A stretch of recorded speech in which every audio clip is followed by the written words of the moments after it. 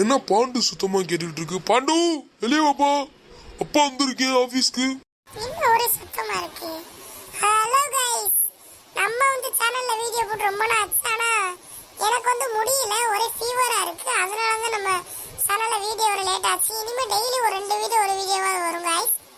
Bond தம்பி, உனக்காக அப்பா கார் ஓட்டுறதுக்காக யூடியூப்ல ஒரு சேனல் எடுத்து வச்சிருக்கேப்பா.